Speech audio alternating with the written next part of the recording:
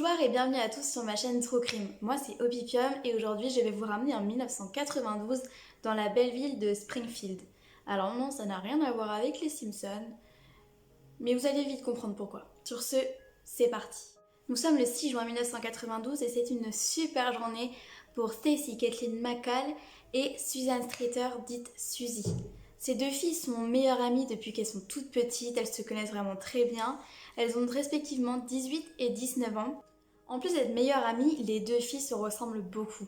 Par exemple, Stacy fait 1m60 pour 54 kg, elle a de longs cheveux blonds foncés et des yeux clairs.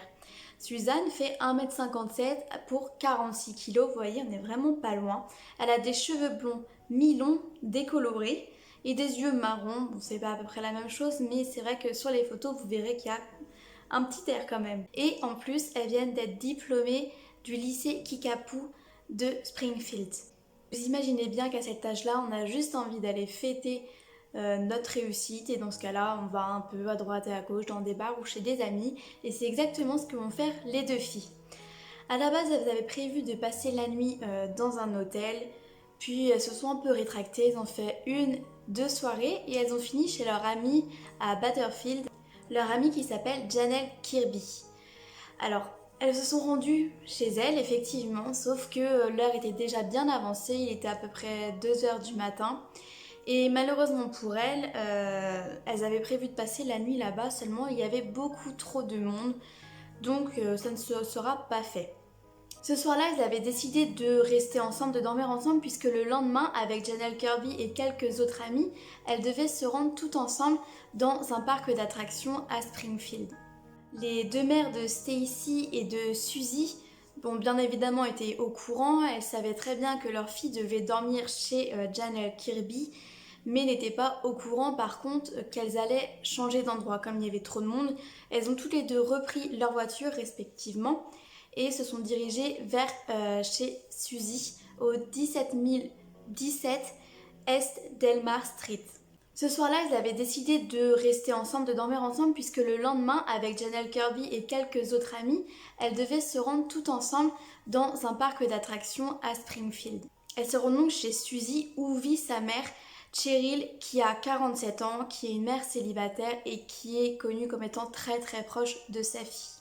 On estime que par rapport à leur départ et à l'heure d'arrivée, elles seraient arrivées à environ 2h15 du matin chez Suzy. Seulement, ça semble trop beau comme vous le savez très bien dans ce genre d'histoire.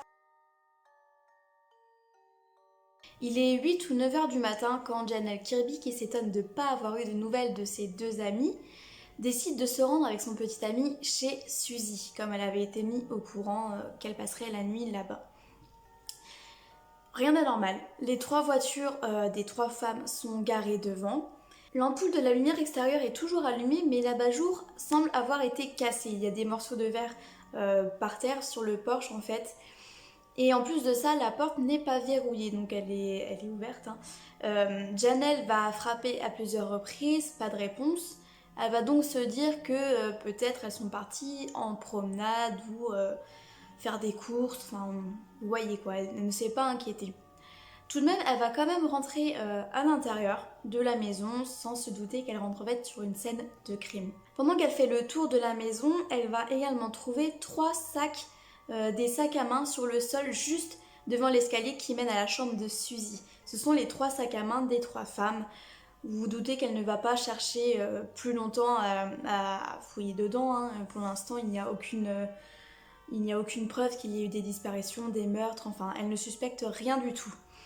Elle va également trouver enfermé dans la salle de bain le petit Yorkshire de la famille Cinnamon et qui semble agité. En effet, il a été enfermé. Depuis combien de temps est-ce qu'il est enfermé dans la salle de bain? Enfin voilà, il y a quelques petites choses assez suspectes, mais pour le moment, pareil, elle ne va pas se poser de questions. En attendant, son petit ami, qui est bien élevé, va prendre un balai et ramasser les morceaux des débris qui sont restés dehors, sans se douter un instant que ça aurait pu être une preuve pour la suite des événements. Kirby va commencer à se dire qu'il il n'y a rien du tout. Il y a même les clés des voitures qui sont posées sur une table. Elles sont sûrement parties se promener du coup. Donc elle va vouloir faire marche arrière, mais à ce moment-là, le téléphone va sonner. Elle va donc répondre et à l'autre bout du téléphone, c'est une voix étrange, une voix d'homme qui lui tient des propos sexuels, des insinuations sexuelles surtout. Donc, ni une ni deux, elle va raccrocher parce que ça la fait pas rire. Malheureusement, la seconde d'après, le téléphone va ressonner, c'est encore ce même homme avec ces mêmes insinuations sexuelles. Et elle va encore raccrocher, encore une fois, même si c'est assez étrange. Elle va partir. Malheureusement, les heures passent et les amis des filles vont finir par appeler Janice McCall, la mère de Stacy. Elles sont inquiètes et finalement la mère va aussi se poser des questions. Sa fille ne répond pas au téléphone, c'est pas dans ses habitudes. Elle connaît très bien la famille de Suzy, sa mère, donc elle va naturellement chez elle. En fait, simplement, la dernière fois qu'elle l'avait eu au téléphone, il était 22h30 et Stacy, à ce moment-là, lui a dit que les deux filles allaient dormir chez Kirby à Battlefield, mais ça ne s'est pas fait comme vous le savez très bien. Janice va à son tour rentrer dans la maison abandonnée, si on peut dire ça, va à son tour trouver le chien, le petit Cinnamon. Elle va aussi trouver les sacs à main, les clés de voiture, mais en plus de ça, elle va trouver une télé allumée. Alors j'ai pas su trouver si c'était dans la chambre de Cheryl, la mère, ou dans le salon. En tout cas, il y a une télé allumée. Il y a aussi les vêtements de sa fille qui sont pliés correctement sur ses sandales et posés sur le lit à eau de Suzy. On va également trouver ses bijoux sur le lavabo de la salle de bain, un coton démaquillant sur le lavabo de la salle de bain. Mais elle va se rendre compte rapidement en fouillant un peu à droite et à gauche qu'il manque des t-shirts et des sous-vêtements à Suzy. Elle trouvera également des cigarettes, donc à savoir que Suzy et sa mère Cheryl sont des très grandes fumeuses, donc elles ne seraient donc jamais parties sans leur paquet de cigarettes normalement. Il y aura aussi une pochette de maquillage retrouvée, enfin vous voyez, vous comprenez très bien que les filles ont bien été ici, que les filles ont sûrement pris le temps de se mettre en pyjama, de se démaquiller, peut-être même de se coucher, mais ça on verra par la suite. Donc Janice, inquiète, va appeler la police. Elle n'a pas de nouvelles de Cheryl, de Suzy, de Stacy. Il y a le petit chien qui est abandonné ici, les 3 voitures qui sont toujours dehors et beaucoup d'éléments personnels qui sont restés à la maison. Après avoir raccroché avec la police, elle va se rendre compte que le clignotant du répondeur s'allume, qu'il clignote en rouge. Elle va écouter le message en disant avoir entendu un message étrange. Malheureusement, il sera effacé puisqu'à l'époque, dès qu'on écoutait un message une fois, il était effacé. Malheureusement, comme je vous dis, on n'en saura pas plus. Elle n'a pas de souvenir de ce message, mais elle savait que c'était un homme et que le message était plutôt étrange. Est-ce qu'il sonnait sexuellement explicite comme les messages qu'a reçus Kirby? Elle n'a pas su lire. Cette histoire est un peu compliquée pour la police puisque quand ils sont prévenus, il s'est déjà passé 16 heures approximativement entre la dernière fois que quelqu'un les a vus ou les a eus au téléphone. À 22h30 par exemple, Cheryl était avec un ou une amie au téléphone au bout de la ligne pour parler peinture sur une commode qu'elle peignait actuellement. C'est la dernière fois que quelqu'un aura des contacts avec elle. Pour ce qui est des filles, la dernière fois c'était aux alentours de 2h, 1h30, 2h à la soirée de Battlefield chez Kirby. En tout cas, comme je vous dis, 16 heures sont passées et pire encore, une vingtaine de personnes vont aller piétiner la maison et peut-être même les preuves qui auraient pu aider la police à comprendre ce qui s'est passé. Famille, amis, collègues, voisins, plusieurs personnes, comme je vous dis, vont passer dans la maison et piétiner les choses au maximum. Peut-être nourrir le chien, peut-être ramasser des choses qui sont tombées, peut-être ranger des choses qui sont tombées. Peu importe, dans tous les cas, la scène de crime est saccagée. Ce que la police va constater, c'est que l'entrée n'a pas été forcée. Il n'y a pas eu de lutte à l'intérieur ni à l'extérieur également. Quoique l'abat-jour pourrait porter à confusion, mais comme je vous dis, les déchets ont été ramassés et jetés à la poubelle, donc maintenant ça ne sert plus à rien de les étudier. Ce qu'on sait également, c'est que les filles étaient préparées à se coucher, les vêtements étaient encore humides dans la salle de bain. Elles avaient pris le temps de se démaquiller, de poser leurs bijoux, et ils trouveront dans les sacs à main des portefeuilles, les cartes d'identité, l'argent et aussi le chien qui est resté dans la salle de bain. Elles sont parties en fait sans prendre les choses les plus importantes pour elles, ce qui n'a absolument aucun sens. Comme je vous disais, dans la chambre de Cheryl, où je crois que la télé était allumée, son lit était également défait. Elle était posée sur sa table de chevet ainsi qu'un livre ouvert et retourné comme si elle était en pleine lecture et que d'un coup elle s'est levée parce que quelqu'un arrivait ou sonnait. On a également constaté que dans la chambre de Suzy, les stores intérieurs en fait qui étaient dans sa chambre étaient un peu ouverts. Vous voyez comme si en fait quelqu'un avait mis ses yeux pour observer et pousser un petit peu quand même pour voir quelque chose. Et ça devait être, vous savez, les petits stores en aluminium qui se tordent vachement facilement quand on les écarte justement. En tout cas, voilà, c'est resté en position d'observation, ce qui amène à penser que les filles ont regardé vers l'extérieur. On trouvera également dans le frigo un gâteau pour fêter les diplômes des filles qui n'a pas encore été consommé. Donc, si on récapitule, tous les effets personnels sont à la maison, les lits sont défaits ou alors s'apprêtaient à être défaits, des vêtements sont pliés, elles ont pris leur douche sûrement, elles se sont démaquillées, enlevé leurs bijoux, enfermé le chien dans la salle de bain. Cheryl a posé son livre, soit pour les accueillir, soit pour ouvrir à quelqu'un qui sonnait peut-être. Et en plus de ça, les messages sur le répondeur ont été effacés par inadvertance, puisque écoutez une fois, la scène de crime de la disparition a été piétinée par une vingtaine de personnes et est donc totalement inutilisable. Ça va vraiment gâcher l'enquête puisque rien dans la maison ne pourra être consulté pour cette enquête justement, ne pourra apporter des preuves concrètes et suffisantes pour arrêter quelqu'un. L'enquête en elle-même va donc se baser sur les environs, mais aussi sur les personnes qui ont vu les filles pour la dernière fois.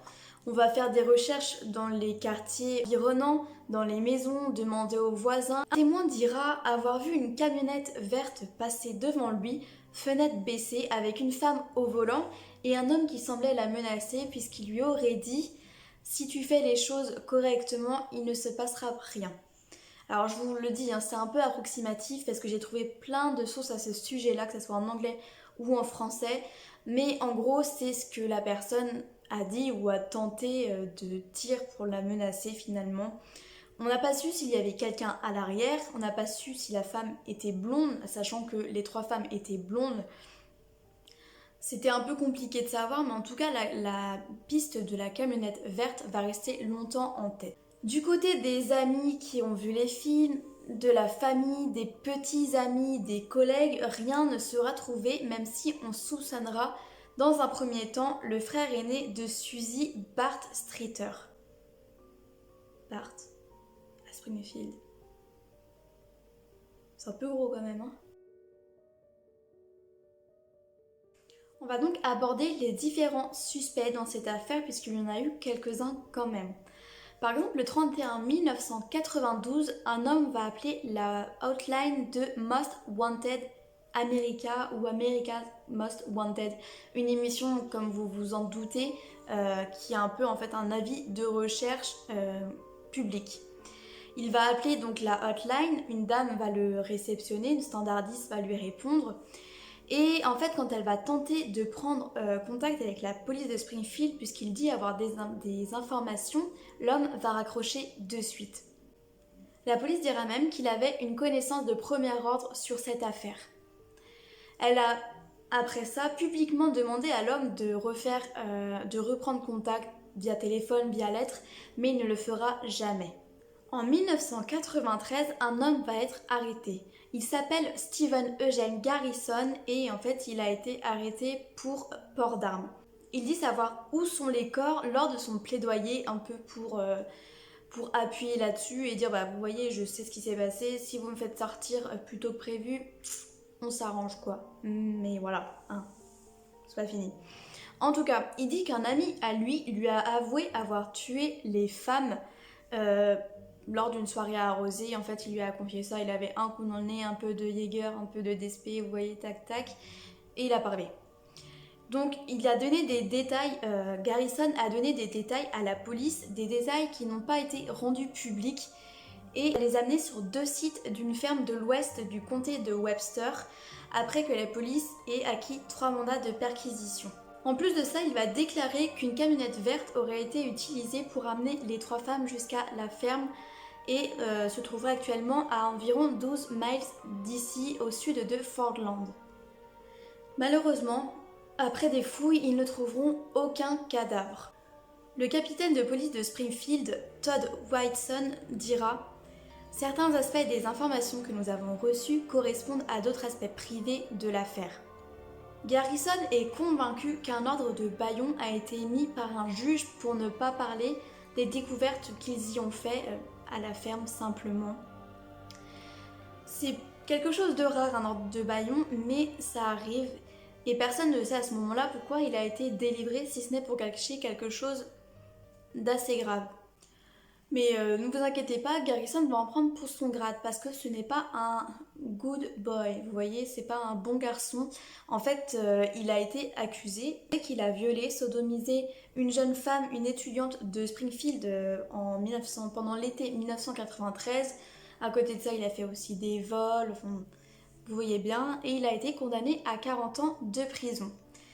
Il a été un peu écarté des suspects pendant un certain temps, mais récemment, en 2019, il me semble, la police est revenue vers lui dans la prison du Missouri dans laquelle il est pour avoir des informations à propos de cette affaire. Pour l'instant, je n'en sais pas plus, j'ai essayé de trouver des updates ou des mises à jour, enfin vous voyez ce que je veux dire, mais je n'ai rien trouvé. Dans la liste des suspects, le premier, celui qui est ressorti tout en haut, c'était Dustin Rekla, dit Dusty, l'ex-petite amie de Suzy. Il avait été arrêté pour avoir pénétré dans le cimetière de Springfield ainsi que dans un mausolée pour y voler un crâne et des os humains. Alors vous vous demandez qu'est-ce que ça a à faire avec Suzy? Suzy devait témoigner contre lui. Suite à ça, il va essayer de vendre en fait les structures en or des dents, vous voyez, des dents en or chez un prêteur à gage, chez un prêteur sur gage. Enfin bref, il va revendre ça, il me semble, à peu près 36 $. Il sera également écarté de cette affaire sans être suspecté par la suite. Mais il faut savoir qu'il n'était pas tout seul, il était accompagné de deux amis qui s'appellent Michael Clay et Joseph Riedel. Également, les deux seront écartés de la piste des suspects. On accusera également Gerald Carnahan, je crois que ça se dit comme ça, qui a été condamné pour un meurtre au premier degré et un viol sur Jackie Jones, 25 ans, après qu'elle soit sortie de son travail chez Disney World, je crois que c'est ça, chez Disney World. Il l'a suivie, puis il l'a violée et tuée. Il est en prison à vie sans possibilité de sortie, de libération conditionnelle. En tout cas, c'est un sacré bonhomme qui n'a pas fait qu'une seule victime. Malheureusement, il y en a eu plusieurs autres. Je vous ai pas tout raconté ici parce que c'est vrai qu'il y a beaucoup à dire sur lui et que j'ai déjà tourné une grosse vidéo la semaine dernière. Je n'ai pas envie de m'étendre sur une vidéo de 50 minutes ici aussi. Il sera également suspecté mais sera aussi écarté. Bien à la suite de ça, le fameux monsieur qui a téléphoné, vous vous rappelez, quand Kirby est passé à la maison, qu'il a fait des allusions sexuelles, c'est ce monsieur-là. Alors attendez, parce que je vous parle de Springfield, vous allez vite me dire, mais en fait c'est Homer Simpson le mec. Parce qu'en fait c'est un homme d'un certain âge qui appelait chez ces femmes-là, chez des femmes au hasard comme ça parce qu'il s'ennuyait, et il faisait des blagues salaces, des allusions sexuelles, et ça le faisait rire. Voilà, on est sur un sacré bon Homer Simpson. Et si vous vous le demandez, alors non, ces messages n'ont aucun lien avec le message laissé sur le répondeur. D'ailleurs, la personne sur le répondeur, du coup, ne sera jamais retrouvée puisqu'on ne sait pas de qui il s'agit et ce qu'il voulait. Alors attendez, mon chien est en train de mourir. Ça va ou quoi? Voilà. Ça serait bête qu'elle me lâche sur une vidéo comme ça alors qu'elle vient de fêter ses 1 an. Là, elle vous dit bonjour, hein. Elle baille pas, elle vous dit bonjour. C'est un peu la parenthèse 30 millions d'amis, vous voyez. On repart en 1995, donc pour le dernier suspect, et pas des moindres, puisque ça a été le plus suspecté. Il s'agit de Robert Craig Cox. C'est un homme qui a été arrêté pour avoir menacé une fille de 12 ans avec une arme à feu lors d'un cambriolage. Il a également volé, cambriolé, il a été accusé de meurtre. Bon, vous voyez, c'est pas un bon gars non plus. Il y a plein de mauvais gars dans cette histoire. Il y a quelques années en avant, bien avant cette histoire, il a assassiné une jeune femme de 19 ans en Floride, a été emprisonné par la suite. Malheureusement, pour manque de preuves, il sera libéré. Après quelques autres mésaventures, on dira même qu'il aurait tué une mère et son enfant à Springfield quelques années avant. Mais ça, pareil, je vais pas m'étendre là-dessus. En tout cas, il est retourné à Springfield, qui est sa ville natale.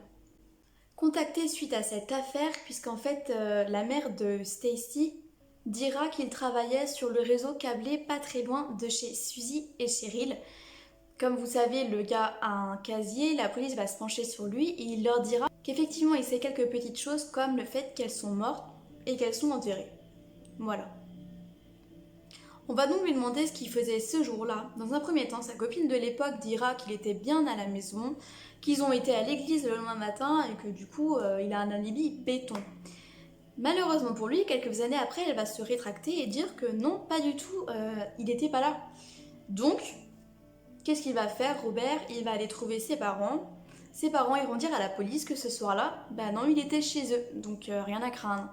Et ça, c'est un alibi qui sera toujours d'actualité, si je peux dire. Vous voyez, il est permanent, ils l'ont pas changé, voilà. Il sera donc rapidement écarté de la liste des suspects et ira dormir en prison pour d'autres actes criminels. À ce moment-là, il contactera un journaliste, il leur dira qu'il sait où elles sont, qu'il sait qu'elles sont mortes et qu'il ne parlera que quand sa mère sera décédée. Bon là on se dit, allez, grouille-toi mamie d'y passer quoi. Alors, je ne sais pas si elle est morte, je ne sais pas s'il a parlé, je n'ai rien vu à ce sujet-là, mais pour une fois, on va espérer. On a abordé tous les suspects différents, malheureusement comme je vous ai dit, aucun, même s'il y en a quand même qui sont un peu suspects, aucun ne vont être suspectés plus que ça, on ne va pas s'attarder plus que ça là-dessus, et l'affaire est donc classée comme un cold case. En 1997, la sœur de Cheryl, donc la tante de Suzy, va les déclarer officiellement comme personnes décédées, mais l'affaire restera quand même d'actualité ouverte dans les dossiers comme personne disparue, tout comme Stacy. Stacy ne sera jamais déclarée morte, sa mère va continuer de la chercher encore et encore. Pour elle, sa fille est en vie. Un banc va être dédié aux 3 femmes dans le parc Fells Grove de Springfield. C'est un banc commémoratif où les gens peuvent aller se recueillir. Il faut savoir que cette histoire, comme je vous ai dit, est très connue. Il y a de nombreux youtubeurs qui l'ont fait, que ce soit anglophone, francophone. Vous avez dû sûrement entendre parler de cette histoire. Elle a également fait le tour des émissions de télé comme avec... merde, c'est là que je dois parler anglais, je crois. 48 Hours ou Unsolved Mysteries ou America's Most Wanted ou également Investigation Discovery qui a fait un épisode spécial qui s'appelle The Springfield Tree. The Springfield Tree. Oh my god. Enfin vous voyez quoi, les 3 de Springfield, simplement. C'est ainsi qu'on les connaît principalement. En 2007 également, un homme va contacter la police. Il dit qu'il s'appelle Ken, qu'il est médium et qu'il a parlé avec l'esprit de Stacy. La jeune femme lui aurait dit en songe où se trouve leur corps, qu'elles sont bien mortes et qu'ils se trouvent actuellement en dessous du parking de l'hôpital Cox South, à 10 minutes de chez Cheryl et Suzy en fait. Alors le nom de l'hôpital ne s'appelle pas Cox en rapport avec Robert Cox qui aurait pu être potentiellement le kidnappeur et le tueur si on pense que c'est vrai, mais non, ça n'a aucun rapport, vous inquiétez pas. En tout cas, suite à cette affaire, Cathy Berle, qui est une femme qui s'intéresse beaucoup à cette histoire, va mener une enquête indépendante et va contacter Rick Norland. C'est un homme très connu puisque c'est un expert qui a aidé les autorités de New York pendant les attentats du 11 septembre 2001. Il va donc s'armer de son radar pour les sols et il va passer, voilà, vous savez comment ça se passe, il va passer un petit coup ici et là et va relever, informer la police et Katie qu'il a trouvé 3 anomalies sous le parking, 3 anomalies qui pourraient ressembler en fait à des corps dans une tombe, dans une sépulture. Il dira que 2 d'entre elles étaient parallèles et la dernière perpendiculaire et qu'elles font toutes à peu près la même taille. Il faut savoir que les 3 femmes faisaient tout environ un peu moins d'1m60. Il me semble que Stacy était la plus grande. Alors vous vous dites c'est sûrement elle et même si ça n'est pas elle, ça vaut le coup de vérifier. Mais je pense que c'est pas le cas pour tout le monde puisque la police suite à cette déclaration, dira également: déterrer la zone et reconstruire par la suite cette structure serait extrêmement coûteux. Et sans aucune croyance raisonnable que les corps pourraient être ici, il est illogique de le faire. Pour ces raisons, la police départementale de Springfield n'a pas l'intention de le faire. En gros, comprenez que comme le parking a été fait 1 an après la disparition des femmes, il est beaucoup trop récent et beaucoup trop coûteux de creuser pour y aller chercher en fait les vérifications. Pour eux également, la preuve du radar n'est pas une preuve suffisante pour plonger en immersion, si je peux dire. Comme je vous le dis précédemment, on a très peu de preuves et ça laisse cours à toutes les théories possibles. Voici celles qui sont ressorties le plus souvent. Est-ce que quelqu'un suivait les 2 femmes dans la nuit? Est-ce qu'il les aurait vues sortir ou les aurait croisées en voiture dans la nuit? Il se serait dit, c'est une cible facile, j'y vais, je les suis et puis je les agresse. Mais ça semble un peu étrange. Est-ce qu'il aurait attendu dans ce cas-là que les femmes se mettent en pyjama, qu'elles prennent le temps de se laver, de se démaquiller? Enfin, vous voyez, ça veut dire que l'homme aurait patienté un bon gros moment. Et en plus de ça, devait être très confiant puisqu'il y avait 3 voitures à l'extérieur, donc il savait qu'il y avait 3 personnes. Est-ce qu'elle savait que c'était 3 femmes? Est-ce qu'il pensait que c'était une famille entière, hommes et femmes confondus? Voilà, ça c'est la première théorie. La deuxième serait que quelqu'un aurait sonné en urgence prétendant peut-être qu'il y ait une fuite de gaz à l'intérieur de chez elles. Les femmes se seraient donc précipitées dehors, mais là aussi ça pose un problème. Qui laisse son animal dans une maison quand on sait qu'il y a une gaz de fuite? Personne. La troisième veut que Cheryl soit en fait la seule cible. Personne n'était au courant en fait que les 2 jeunes femmes devaient rentrer dans la nuit finalement. Alors, pourquoi est-ce que Cheryl n'aurait pas été la seule, comme on pourrait dire la seule cible? Peut-être, alors je ne veux pas trop m'avancer, mais ça se trouve la personne qu'elle a eue au téléphone à 21h30 la veille, c'est l'une des seules à être au courant, donc qu'elle est seule. Enfin, voilà, je vais pas faire de conclusion trop hâtive, j'ai aussi ma propre théorie à la fin. Ça amène aussi à d'autres questions comme est-ce que quand les filles étaient en train de se préparer à se coucher, est-ce que Cheryl était déjà décédée? Malheureusement, c'est aussi une question qu'on peut mettre de côté puisqu'il n'y a aucune trace de sang, aucune trace de lutte. Le lit a juste été défait comme si quelqu'un y avait été à l'intérieur et s'était levé, donc ne se serait pas battu finalement. En tout cas, s'il y a quelque chose de sûr, c'est que les femmes ont dû coopérer, que ça soit contre ou de plein gré. Finalement, elles ont sûrement dû être menacées avec une arme blanche ou une arme à feu pour sortir de la maison et les guider jusqu'à la voiture. Surtout quand on repense au témoin qui dit que dans la camionnette verte, un homme aurait dit à une femme de ne rien faire de stupide ou ça irait mal pour elle. La police a également envisagé que ce soit un homme qui se fasse passer justement pour un policier, qui rentre à l'intérieur en disant c'est une urgence, suivez-moi, enfermez votre chien peut-être, j'ai peur des chiens dans Yorkshire, on n'en sait rien dans tous les cas, comme je vous dis, ça fait des années qu'on cherche, que les familles attendent une réponse, mais qu'il n'y en a pas. Je reste persuadée, vous me direz dans les commentaires, mais je reste persuadée que les 3 cadavres, les 3 anomalies sous le parking sont Cheryl, Stacy et Suzy. On va passer maintenant à ma théorie, j'y ai pensé, bon c'est pas une théorie hyper approfondie, si vous en avez d'ailleurs, mettez-la en commentaire et je les lirai avec plaisir. En tout cas la mienne ce serait que les filles ou Suzy aient prévenu Cheryl qu'elles allaient rentrer.